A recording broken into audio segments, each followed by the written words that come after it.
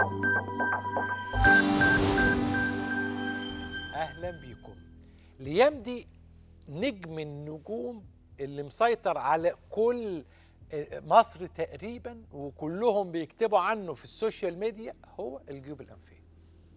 جو صعب، حر رهيب، رطوبه عاليه. الناس في الفتره طبعا ايام التراب بتبقى افظع، بس برضو الايام دي مش مريحه. بس في علاقه، هل في علاقه بين الجيوب الانفيه والشخير؟ يعني الناس مرضى الجيوب الانفيه المزمنين هتلاقيهم بيعانوا بشكل اصعب من الشخير. احنا ثقافتنا وفهمنا للجيوب الانفيه على فكره محدوده. انا حاسس ان الناس مش فاهمها كويس، وتقديرنا للتعامل معها قليل. زي ما انا برضو لسه عند رايي انه الشخير لسه في سنه اولى ثقافه. صحيح احنا فرقنا وفرقت الناس في فهمها الشخير، لكن لسه في ناس كتير بتعتبر بشخر. ايه المشكله؟ هو مش واخد باله. فتيجي تقول له طب انت ضغطك عالي، يقول لك اه. طب انت ما بتنامش كويس وبيحصل لك دوخه وصداع طول اليوم؟ اه. طب بيحصل لك مشاكل كذا وكذا هنتكلم عليها النهارده؟ اه. طب الجيوب الانفيه موجوده؟ اه. الله، الموضوع النهارده لازم نفهمه بالتفصيل بقى. النهارده حوار ممتع جدا، وزي ما قلت لكم بين نجمين كبار، جيوب انفيه وشخير. طبعا مفيش اقدر من ضيفي العزيز الذي يبدع في حواره دائما، وهو المنطقه دي يعني اكيد هيشرحها لنا بشكل تفصيلي ويوضح لنا، وينقلنا بقى يا رب نعدي سنه اولى وننقل سنه ثانيه ثقافه عشان نفهم اكتر، نستوعب ان الشخير ده مرض خطير. ضيفي العزيز القيمه العلميه المتميزه الاستاذ الدكتور هشام ابراهيم، صاحب دكتوراه واستشاري الانف والاذن والحنجره، ودكتوراه واستشاري العلاج بالليزر، وزماله الجمعيه العالميه للشخير وامراض النوم، وصاحب زماله الجمعيه الاوروبيه للشخير وامراض النوم، والاستاذ الزائر بمستشفى رويال كير العالمي بالخرطوم. ضيفي العزيز اهلا بك دكتور.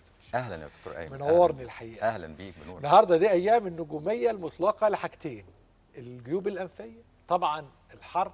هل بالمناسبه بقى سؤالي، وانا كنت هسال حضرتك عن الجيوب الانفيه والشخير، بس انا اسال حضرتك هل الشخير بيزيد في فصل الصيف في الحر ولا لا؟ ده السؤال الثاني، بس الاول نربط الجيوب الانفيه بالشخير. طبعا الجيوب الانفيه اليومين دول مع موجه الحر الشديده اللي احنا فيها مشكله كبيره جدا جدا جدا. اما بنيجي نقول كلمه جيوب انفيه فهي جيوب وجوه مرتبطه بالانف. الجيوب الانفيه زي ما قلنا كتير قبل كده هي عباره عن 4 حجرات مغلقه بفتحه، 4 حجرات على اليمين و4 حجرات على الشمال، مكان ايدي ادي 1 2 3 وفوق العين ادي 4. كل واحده فيهم مفتوحه بفتحه صغيره جدا على الانف، وهي دي الحقيقه اللي بتدي الجيب الانفي الميزه المهمه جدا زي ما احنا شايفين قدامنا على الصوره. مش بتدي بقى ميزه، بتدي الخطوره والاهميه ان الجيب الانفي مرتبط بالانف. طبعا الجيب الانفي في حد ذاته حاجه في منتهى الاهميه في منتهى الخطوره، لكن كونه بيفتح على الانف بيديله قيمه زياده، لان الانف زي ما احنا بنقول ان احنا انف واذن وحنجره، وانا الحقيقه متعصب للتخصص بتاعي شويه نظرا لاهميته، سواء كان في الاذن كسمع، سواء كان في الانف وهي انا بسميها اكسير الحياه. هي دي مدخل الهواء، الاكسجين. لو حصل فيها اي مشكله الدنيا بتتلخبط تماما. فطبعا في علاقه ما بين الشخير وما بين الجيب الانفي، لان الجيوب الانفيه زي ما قلنا بتفتح على الانف. اي سده في الانف مفيش منفذ تاني للهواء ودخول الهواء غير الفم. دخول الهواء من الفم فترات طويله نهار وليل بيحرك سقف الحلق واللهاه، ويبتدي يحصل ترهل ويبتدي يحصل الشخير اللي بيتطور بعد كده للخنق. فعلاقه وطيده ما بين الجيوب الانفيه وما بين الشخير. تعالوا نشوف ممكن نسمع شكوى ازاي، كلمه حد عن مشكلته مع الجيوب الانفيه او مع الشخير هتبقى عامله ازاي. الكلام بتاع الناس مختلف عن كلامنا. تعالوا نسمع مع بعض. أنا اسمي عماد السيد عبد الرحمن، 55 سنة، مريض سكر وضغط. أنا بقالي 6 سنين كنت بعاني من التنفس، وتحس ان وبعدين كنت بتكلم، كل ما اتكلم مع حد احس ان عندي خنفان او عندي برد وزكام حاجه زي كده. فرحت للدكتور قال لي انت محتاج عمليه. ما حدش حتى قال لي محتاج عمليه، فانا كنت خفت، سبت بقى، قلت خفت، بقيت اخد مسكنات وبخاخات وحاجات زي كده. فرحت قعدت ادور على، يعني لما تعبت قوي قعدت ادور على حد يعمل لي العمليه ويكون واثق فيه. قابلت الدكتور هشام، عملنا كشف عليا، وعملت فحوصات وعملت اشاعات. قال لي انت محتاج عمليه، عندك التهابات في الجيوب الانفيه جامده ومجموعه لحميات، مش لحميه واحده، مجموعه لحميات مخلاني ولا باخد نفس ولا اي حاجه ولا واشخر، وعندي صداع، دايما الاقي عندي صداع. فكنت صراحه خايف من موضوع البنج. البنج ده كان عامل لي قلق. لما قعدت معاه كلمني وطمني موضوع البنج، ما تقلقش مفيش حاجه ان شاء الله هتتم على خير. في كام تعبير مهمين قوي، التعبيرات المشهوره. اولا طبعا التخوف من البنج، ده تخوف مصري اصيل، يعني الناس كلها اي عمليه يقول لك انا خايف من البنج، مش عارف ليه بيخافوا من البنج. حاجه تانية انه بدا يبقى فاهم ان كل الاعراض اللي عنده دي كان سببها في الاساس مشكله او منبع اساسي واحد بعد استبعاد الاسباب الاخرى. كان باين جدا في كلامه. كان باين جدا في كلامه لان هو لف.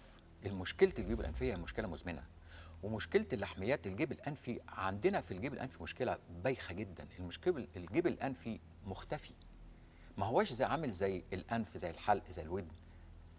بحيث ان انا ابص في الانف الاقي قدامي غضاريف، الاقي قدامي حاجز انفي. الحلق ابص الاقي لوز، الاقي اللسان، الاقي الاسنان. لكن الجيب الانفي شيء مختفي تماما، الى جانب ان اعراضه بتتشابه مع اعراض حاجات كتير جدا. اعراض الجيوب الانفيه ايه؟ صداع، سدة انف، ومخاط.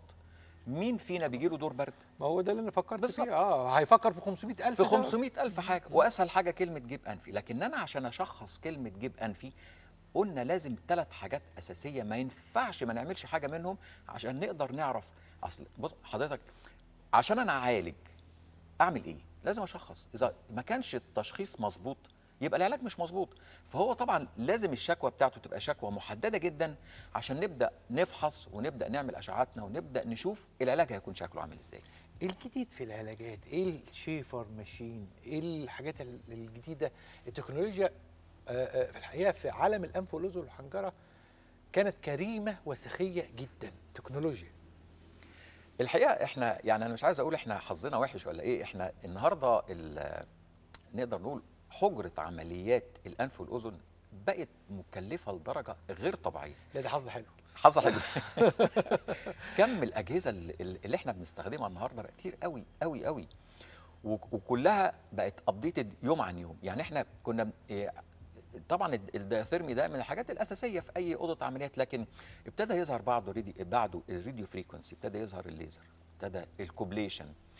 والحقيقه كل الاجهزه دي تبقى موجوده، كل حته فيها بنشتغل حاجه معينه، سواء جوه الجيب الانفي او سواء في الحلق. لكن الحقيقه الجديد النهارده في عمليات الجيوب الانفيه والشغل بتاعها طبعا الى جانب المناظير والكلام ده كله، النهارده جهاز الشيفر اللي حضرتك قلت عليه. جهاز الشيفر من اسمه هو عباره عن حاجه زي شيفر يعني بيحلق. لا، هو جهاز الشيفر هو جهاز حديث جدا زي اللي هو قدامنا، عباره عن بيبقى فيه كنترول، وبيبقى فيه يد من قدام. اليد دي بتاكل اللحميات، بتاكل الغضروف في منتهى السرعه، في منتهى السلاسه، في منتهى الاكيوريسي يعني الدقه، وبعدين وقت قليل جدا. والاهم من ده كله مفيش نزيف، والاهم من ده كله اللي اول حاجه قلناها بتحافظ على نسيج الجيب الانفي. طيب هو قبل كده كنا بنعمل ايه؟ لو في لحميات قبل كده كنا الجيب الانفي اول حاجه كنا بنعملها كنا بنفتح الجيب الانفي من تحت الشفه، عمليه اسمها كالدولوب. كانت من زمان جدا، من 20 سنه ولا حاجه، كنا بنفتح من تحت الشفه وبندخل كحاته. تخيل كنا بنسميها بلايندلي كده، ولا منظار ولا اي حاجه، ندخل نكحت الجيب الانفي اللي فيه. كحت بلايندلي يعني كحت بدون عمياني بدون رؤيه. فكنا بنكحت، نشيل بقى لحميات على الانسجه، وممكن نشيل حته من العظم، بنشيل كل حاجه على امل ان المشكله اللي جوه الجيب الانفي تتحل. لكن للاسف مع تقدم العلم والبحوث والابحاث والكلام، اكتشفنا ان زي ما قلنا ان النيزل ميكوزال كليرنس دي، او هي فكره اهميه وظيفه الجدار بتاع الانف في الحاجات اللي بيفرزها مهمه جدا. فابتدت الامور تعلى شويه، لا بقى يبقى عندنا دلوقتي بدل ما كنا بنشيل بكحات ونشيل كل حاجه، بقينا نجيب حاجه زي الكماشه بنسميها فورسبس، كويس، كروكودايل كده، نمسك بيه الجزء اللحميه ونشيله زي ما بيقولوا واحده واحده. العمليه دي كانت يعني لغايه وقت قريب كانت بتاخد مننا ساعتين واحنا قاعدين نشيل في حتت لحميات حته حته. النهارده لما جه الشيفر زي ما شفنا، ده الشكل بتاع السن بتاع الشيفر، عباره عن حاجه بتلف بسرعه جدا، حاجه حاده جدا بتلف، فبتاكل اللحميات بطريقه سريعه جدا، فده بيقلل لي الوقت. خلاص ما بقى العمليه بتاخد ساعتين بقت بتاخد نص ساعه. بدل ما بقى بيبقى فيه نزيف ما بقاش فيه نزيف. او الاهم حاجه بقيت اعرف اشيل جزء صغير جدا من اللحميات قدام عينيا، ما انا شايف بالمنظار، وفي نفس الوقت السرعه والدقه بتاعت هذا الجهاز. الجميل كمان في هذا الجهاز ان هو مش بس بيستخدم في اللحميات، بيستخدم في اي حاجه تاني. يعني الغضروف اللي احنا كنا بنشيل جزء منه برضه باي جهاز تاني، النهارده بقى يشيله بطريقه ادق بكتير جدا. دي شكل اليد بتاعت الجهاز اللي هو الشيفر، كويس. وبيبقى فيه من قدام زي يعني جزء معدن اللي في اخره المكنه اللي بتلف وبتاكل وبتنظف وبتشفط، بتعمل كل حاجه. هو شيفر حرفيا القاشط اللي بيقشط بالظبط. او ده طبعا صور الاجهزه عشان برضو تبقوا عارفين شكل الاجهزه دي عامله ازاي، لان مهم جدا في الثقافه ان انت تبقى فاهم شكل الجهاز. يبقى السؤال كيف بعد ذلك، او حكايه النص الثاني في الحكايه. احنا سمعنا النص الاول، لسه النص الثاني قبل ما نروح، لان احنا هنسيب الناس تسمع النص الثاني يعني. بس انا برضو عايز اسمع النص الثاني واسمع تعليقك قبل ما نختم، لان ده مهم جدا جدا انه الصوره تكتمل. الطب الحديث هو استماع جيد جدا لهيستوري المريض وتنفيذ لتكنولوجيا بانفستيجيشن منضبطه ينتج عنه نتيجه جيده. تعالوا نسمع مع بعض الجزء الثاني من الحكايه. عملت العمليه، بعد العمليه بساعتين انا خرجت ساعتين ونص. بعديها بعد ما خرجت من العمليه بساعتين او ساعه ونص حسيت اني باخد نفسي كويس، يعني مش زي الاول. وكنت خايف من الموضوع برضو اللي كانوا بيقولوا فتيل وحاجات زي كده وبتاع. لا لما قال لي انا ركبت لك دعامات وبتاع، حتى انا مش حاسس بالدعامات في مناخيري، مش حاسس بيها، كنت ماشي بيها كويس وكل حاجه، مفيش حاجه. روحت بعد العمليه بساعتين ونص، عشت حياتي عادي، مفيش اي مشاكل. حتى نزلت الشغل بعدها بيومين على طول. بعد 10 ايام جيت للدكتور شال لي الدعامات. انا كنت خايف برضه من شيل الدعامات ده، احسب بقى في حاجه جامده للدعامات وبتاع. ما حسيتش حاجه ولا اي حاجه في الدعامه ولا اي حاجه ولا كلام. بعد ما شلت الدعامه لا حسيت بقى الدنيا ارتاحت قوي معايا، باخد نفسي. في البيت حتى بقيت ما بشخرش، حتى بسال المدام بعمل صوت، قلت لي لا مفيش حاجه. انت عملت ايه؟ قلت لها لا مفيش حاجه الحمد لله. بقيت اشم. الصداع كان دايما مسكني موضوع الصداع ده. دايما كنت حتى ما بحبش اروح عند حد عنده عشان صوت الشخير بتاعي من ضمن الشخير. فالحمد لله رب العالمين بعد العمليه انا بقالي 15 يوم اعمل العمليه بس، ولا الحمد لله ولا في اي حاجه ثانيه من ناحيه ان التنفس كويس جدا، بشم صداع، ما فيش صداع الحمد لله رب العالمين ولا اي حاجه. انا بنصح ان شاء الله كل اي حد ما يستناش زيي. انا استنيت قعدت 6 سنين 7 سنين عانيت. لا، اول ما يحس ان في حاجه من ناحيه التنفس او الجيوب الانفيه لا يعمل عمليه على طول، هيرتاح او يكشف ويشوف اللي الدكتور هيقول له ايه. اللي هيقول له عليه الدكتور هشام هو اللي يقول له عليه ان شاء الله، وهيرتاح. يعني هيرتاح ما يخافش. انا كنت خايف، وبعدين انا ناسي لحضرتك ان انا مريض سكر وضغط، فدايما كنت عامل لي قلق السكر والضغط دايما في اي عمليه بيخوفوه من ناحيه السكر والضغط، ولازم مش عارف الضغط والسكر. لا الحمد لله انا عملت مع الدكتور هشام العمليه ولا كان ضغط، يعني الحمد لله. وحسيت ان الضغط اتظبط شويه، يعني بقيس الضغط لا انا حاسس ان هو اتظبط شويه كمان بعد العمليه والحمد لله. انا انصح اي حد ما يستناش زي بقى 6 سنين و7 سنين يعمل عمليه ان شاء الله وياخد نفس ويلاقي الدنيا كويسه حلوه قوي زي الفل معاه ان شاء الله. قال كلمه اكتر من مره، كلمه انا خايف، وده تقديرا. لازم نقدر على فكره كلام الانسان لما يكون خايف، خصوصا لما يكون عنده سكر وضغط. السكر والضغط حقه ان هو يخاف حقيقه يعني. وكل ما انت هتبقى متفهم للكلمه دي ومقدرها كدكتور، كل ما الكلمه دي هتتراقص عند المريض. كل ما تحسسه ان انا مقدر كلمه انا خايف، كل ما هو الخوف بتاعه تبص ليه بيتلاشى بيتلاشى بيتلاشى. لو انت لومته على الخوف، الخوف هيزيد. لو انت لومته عليه الخوف هيزيد.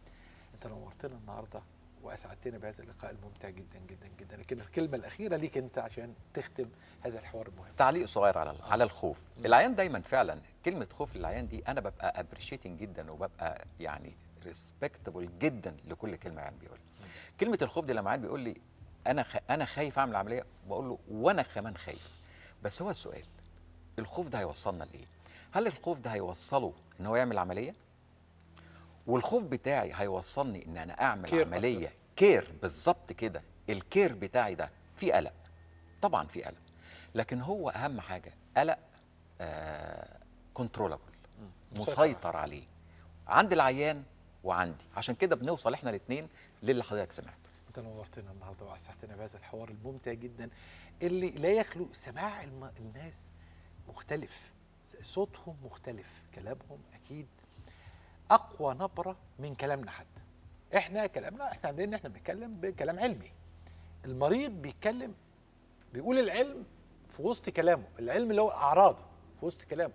يعني هو دقيق عندما يدخل الاكسجين بكميه كويسه جدا، الضغط فعلا بيبدا يتحسن. هو قال جمله هو مش دريان ان هي حقيقيه، الضغط فعلا بيتحسن. ان الشخير لما يختفي صوته الضغط فعلا بيتحسن. فالكلام ده اكيد بنستفيد منه. انا من الناس اللي بتعشق ان انا اسمع عن المرضى. فاكيد النهارده استمتعت بهذا الحوار. نورتنا دكتور هشام، يعني كالعاده بنسعد بهذه الحواريه معك سعاده كبيره جدا. اشكرك يا دكتور. ضيفي العزيز الاستاذ الدكتور هشام ابراهيم، استشاري العلاج بالليزر وصاحب دكتوراه واستشاري الانف والاذن والحنجره، وصاحب زماله الجمعيه العالميه للشخير وامراض النوم، وزماله الجمعيه الاوروبيه للشخير وامراض النوم، والاستاذ الزائر بمستشفى رويال كير العالمي بالخرطوم. كان ضيفي في واحده من حلقاتنا الراقيه جدا والمنفرده جدا، لانه الشخير لا احد يتحدث عنه في الوطن العربي غير الدكتور. خليكم دايما معنا.